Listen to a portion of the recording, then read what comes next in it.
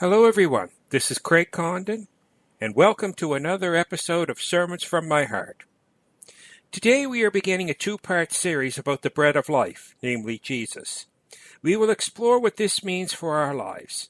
In today's message, which is entitled The Bread of Life and the Feeding of the 5,000, I'm going to talk about the feeding of the 5,000. That figure only included men, but many of them were likely accompanied by wives, children, and slaves, so the actual number was much higher.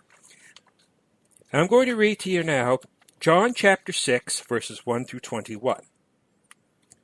After this, Jesus went to the other side of the Sea of Galilee, also called the Sea of Tiberias. A large crowd kept following him because they saw the signs that he was doing for the sick. Jesus went up the mountain and sat down there with his disciples. Now the Passover, the festival of the Jews, was near. When he looked up and saw a large crowd coming toward him, Jesus said to Philip, "Where are we going to buy bread for these people to eat?" He said this to test him, for he himself knew what he was going to do. Philip answered him, 6 months' wages would not buy enough bread for each of them to get a little. One of his disciples, Andrew, Simon Peter's brother, said to him, "There is a boy here who has 5 barley loaves and 2 fish, but what are they among so many people?" Jesus said, "Make the people sit down." Now there was a great deal of grass in the place, so they sat down, about 5,000 in all. Then Jesus took the loaves, and when he had given thanks, he distributed them to those who were seated, so also the fish, as much as they wanted. When they were satisfied, he told his disciples, "Gather up the fragments left over, so that nothing may be lost." So they gathered them up, and from the fragments of the 5 barley loaves, left by those who had eaten, they filled 12 baskets. When the people saw the sign that he had done, they began to say, "This is indeed the prophet who is to come into the world." When Jesus realized that they were about to come and take him by force to make him king, he withdrew again to the mountain by himself. When evening came, his disciples went down to the sea, got into a boat, and started across the sea to Capernaum. It was now dark, and Jesus had not yet come to them. The sea became rough because a strong wind was blowing. When they had rowed about 3 or 4 miles, they saw Jesus walking on the sea and coming near the boat, and they were terrified. But he said to them, "It is I. Do not be afraid." Then they wanted to take him into the boat, and immediately the boat reached the land toward which they were going. This is the word of the Lord. Thanks be to God. Although the story of the feeding of the 5,000 appears in all 4 Gospels, John's version has a slightly different meaning. In fact, John includes only 7 of Jesus' miracles in his Gospel, and in each miracle the believer is brought closer to God. Each miracle invites us to reflect on what the miracle says about Jesus. John most likely included this version of the feeding of the 5,000 to provide additional information that was not recorded in the other 3 Gospels. For the early Christians, this story got to the heart of something they knew was important about Jesus, about who he was, what he was up to, and what he found to be important. John's recording of this miracle showed the creative power of Christ and set the stage for Jesus' talk about the bread of life in the remaining verses of chapter 6. The purpose of John's Gospel is to show that Jesus is the mind of God in human form. So the signs in John's version of the feeding of the 5,000 are designed to show God at work in the lives of his people. The miracle, like all of the miracles recorded in the Gospels, is all about who Jesus is. He is the new Moses, the Messiah, again supplying manna in the wilderness. John makes this connection explicit as he goes on to mention Jesus' speech about the bread of life, which I will talk about next time. In an indirect sense, the story of the feeding of the 5,000 has something to teach us about multiplying resources, and I will come back to that point in a few minutes. This miracle took place shortly after Jesus learned that his cousin John the Baptist was executed by Herod. It's quite likely that Jesus was filled with grief and a sense of loneliness as he prayed to God. John the Baptist's faithfulness and courage cost him his life. It's quite likely that Jesus wondered about his approaching death. Unlike the Gospels of Matthew, Mark, and Luke, John's Gospel doesn't include the institution of the Last Supper on the night before Jesus' death. The feeding of the 5,000 is John's version of the Last Supper. Just like the Last Supper and Jesus' death give us hope for the future, the feeding of the 5,000 was a sign of that later eating and drinking that would be God's saving provision for our salvation. Holy Communion is a community meal, and we are reminded that it is not just about our personal salvation. We are saved and fed as a community, and as a community we are called to feed others.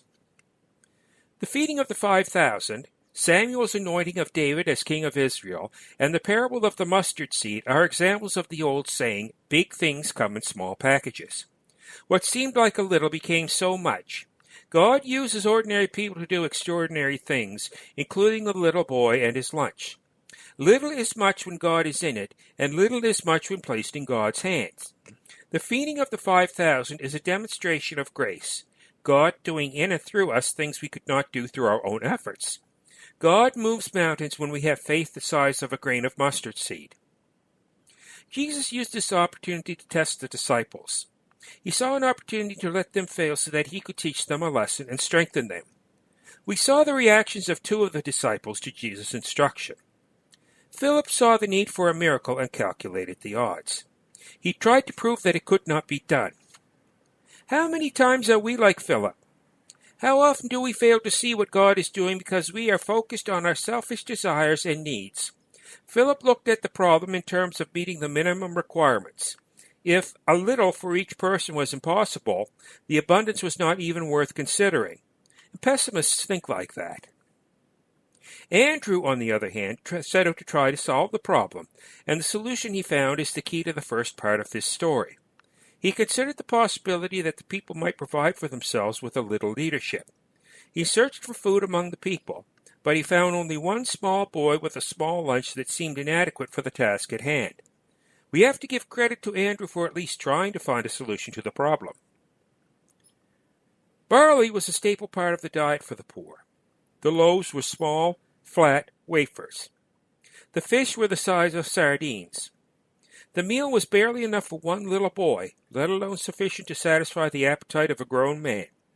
When Jesus accepted the boy's gift, he blessed it, and in the blessing the small became great. There was suddenly enough bread because Jesus saw the people and wanted them to be fed, just like Jesus saw the fear in his disciples on the sea. He loved the disciples and the crowd and gave both groups the peace of his presence. The boy wasn't just armed with the food Jesus needed to feed others. He also had a humble heart and generous spirit. He was best positioned to give because someone empowered him to do so. His mother not only packed his lunch, she also taught him some good manners as well. In the end, it resulted in many being nourished.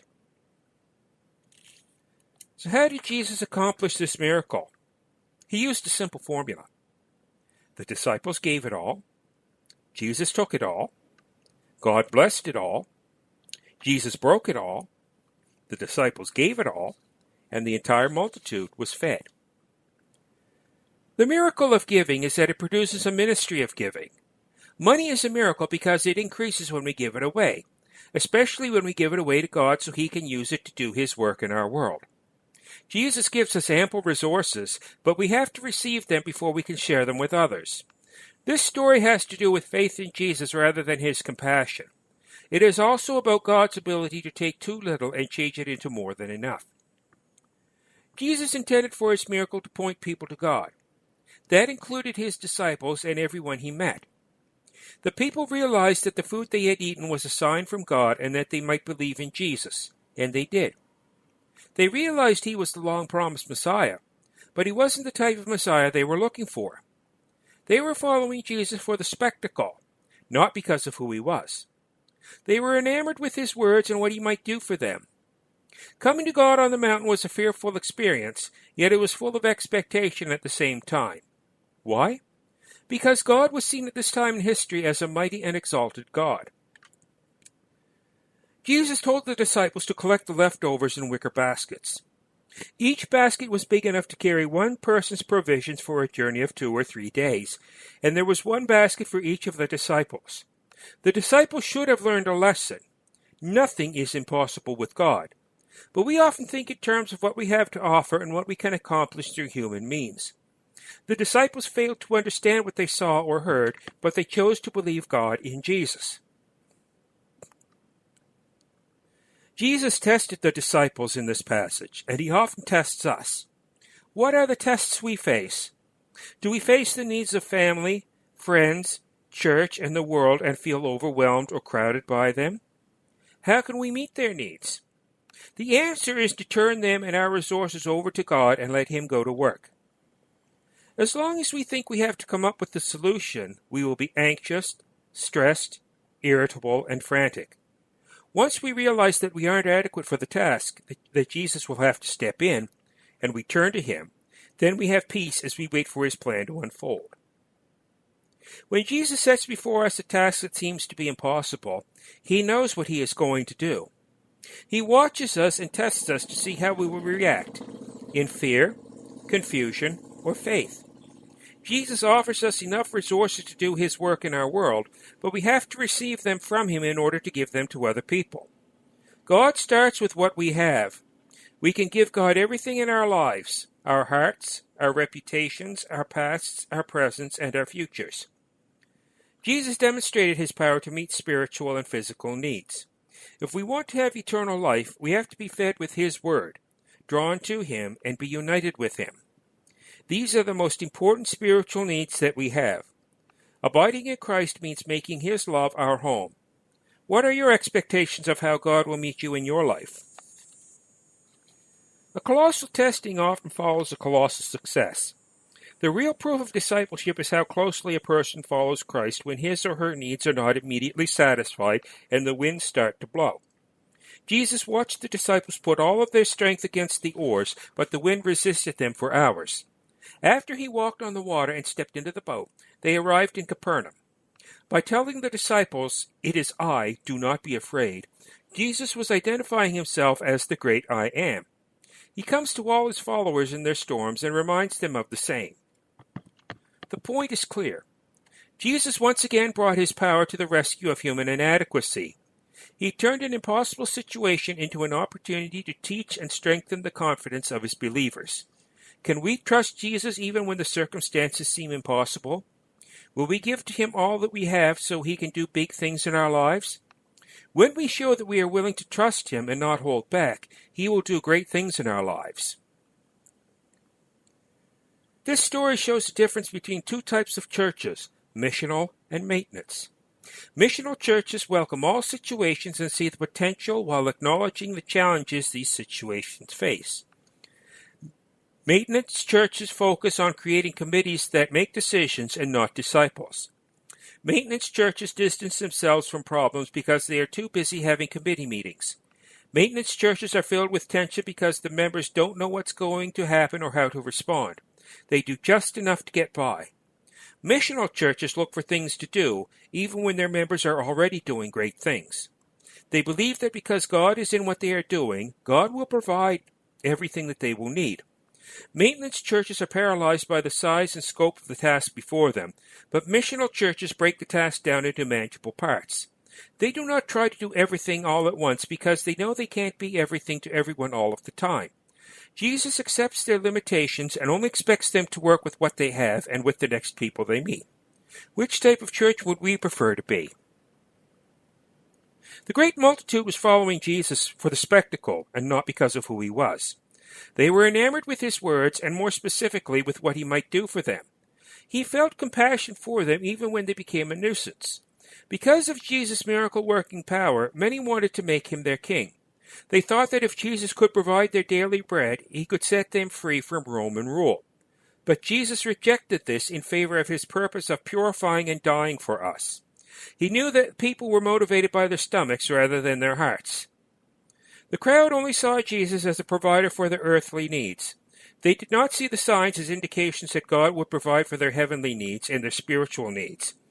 Jesus wanted the people to live in Him and partake of His spiritual food, but the people wanted Jesus to stay with them so they could continue to enjoy the physical food that He offered. The story of the disciples in the storm is a picture of our lives. We often face problems that don't seem to have any human solutions, relationships that have broken down, and violence and anger that are becoming the rule instead of the exception. Everything seems to be out of control. It's a dark, stormy night in the sea of life, and there doesn't seem to be anyone in the boat who can save us. How often do the needs in front of us loom so much larger than our available resources? Is the stack of bills you owe standing greater than your checkbook balance? Does keeping both family and job going require more wisdom and stamina than you have? Well, welcome to reality. it's tough. Jesus entered our reality